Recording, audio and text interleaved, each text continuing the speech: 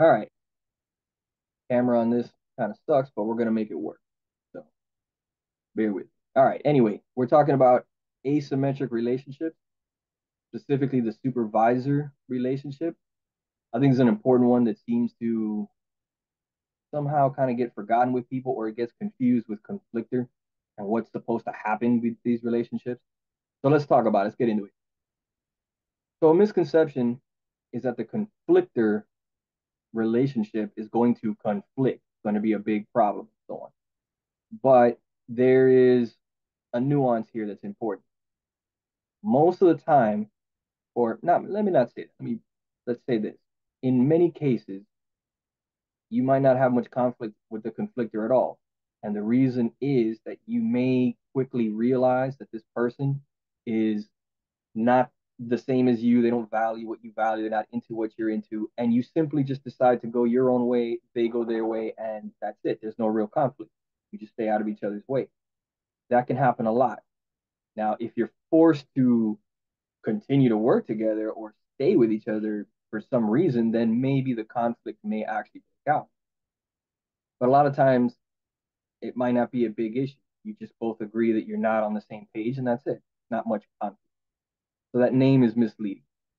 But in asymmetric relationships, specifically the supervisor relationship, now you're more likely to actually have some real conflict, some real disdain for each other. You don't like them, you can't stand them, they drive you nuts, whatever, right? Whether you're the supervisor or the supervisee, either way, you can really have a lot more animosity and a lot more fights and arguments between each other. So why? Let's get into the structure. Why does this happen? All right. Use this example. Just random. All right, I got ILE on the screen. So ILE, what's their dominant function? What are they good at? NE. That's the element they care about the most at the end of the day. Okay. What's their second? The creative function, TI. So very good at NE and TI. That's all the ego block. They're good at it. They do it all the time, right? All right. Who are they in a supervisor-like relationship with? LSI, right? Where are you? LSI, supervisee. There you go. Boom. So now check out the LSI. What's the LSI good at? They're good at TI. But remember, the ILE was good at TI too. So from the ILE's point of view, what the LSI is doing and is good at is something that the ILE can do too. They look at everything the LSI is doing and they're like, yeah, so what? Big deal. I can do that too. That's not impressive. You're not offering me anything I don't already know and can't really do. What good are you? Right? Now, meanwhile, the NE for an LSI is a vulnerable function. It's the polar. They're really bad at it. They don't like to do it. They can't do it. They don't want to do it. They don't bring it in. So the one thing that an ILE loves the most and thinks is most important is the one thing that an LSI just can't deliver, can't use it. They don't want to use it. So from the ILE's point of view, they're like the LSIs are boring and useless and they can't be creative and come up with different things. They don't explore stuff, whatever, right?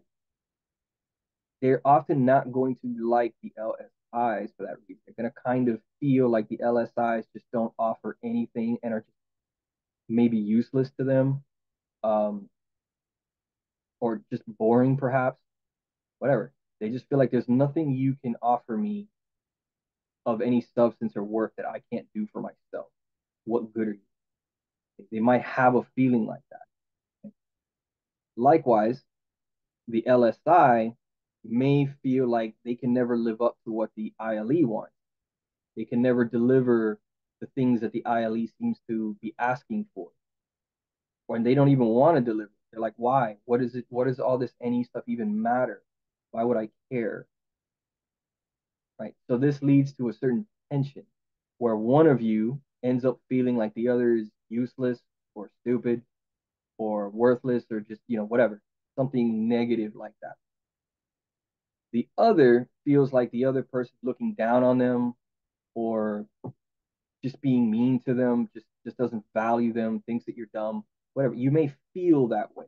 even though you don't understand what's happening, you're not thinking of it in these terms, but you just get the intuitive sense that you're like, this person thinks I'm an idiot, or this person thinks I'm worthless, something, whatever, right? And vice versa. And this really now becomes a much more hostile relationship. Right? There's a difference between maybe a conflictor situation where both of you can look at each other and just acknowledge that we're not the same. You value different things, and that's fine. You do you, and I'm going to do me. Okay. Right. No problem. Everybody just goes their own way. But it's a whole nother attitude, a whole nother situation when you get the feeling that someone thinks you're an idiot, that someone thinks you're useless, that someone thinks negatively like that about or vice versa. Or whatever. You're the supervisor and you're looking at the other person like that guy is an idiot. That guy is useless. That guy is just whatever, pointless. Right. That's different. That's going to create tension. That's going to create a lot of negativity. That's going to create a lot of hostility, maybe a lot of fights and things like that, maybe a lot of arguments, whatever. So really, when you're looking at which is the worst relationship to possibly in, this is it. In my view, this is the one. If you're in a supervisor-like relationship, it could be really bad. Now, is that a rule that always applies without exception? No. I'm sure we can always find a few exceptions out there where maybe some people like to be supervised, right? Some people into some kinky stuff. You never know, right? There's always exceptions to rules. But in general, this is likely what's going to happen when you get into supervisor, like kind of a hostile negative thing. Um, but something to pay attention to. This is also if you're trying to type yourself or if you're typing other people or whatever, this is something to keep in the back of your mind. Is it a hostile relationship like that where you feel like the other person doesn't offer anything, they don't do anything of any use, they don't whatever, or they think of you that way, maybe then you might be looking at your supervisor. Right? You can try to even test yourself. Do I think I'm the right type? So based on the model, when I encounter somebody who's supposed to be my supervisee relationship, is it a good relationship or is it a hostile one? Does that seem to be consistent or not? You can use that as a check. Again, it's not always definitive. I don't like drawing lines in the sand like that because probably I'm not a TI value, but it's something that you can use as another tool for the typing process. So something to keep in mind, pay attention to. Again, uh, people forget about this a lot. So just FYI, as always, you know, you could drop your comments, what you think, some questions, so on, some of your experiences, etc. And maybe how useful has this been for you in typing yourself or typing other people, or perhaps being in situations where you notice it, sit there and you're like, yeah, I'm definitely dealing with an asymmetrical relationship right now, a supervisor relationship, because I can feel the hostility in the workplace, in this situation. Those kinds of stories are always kind of interesting. So until the next one.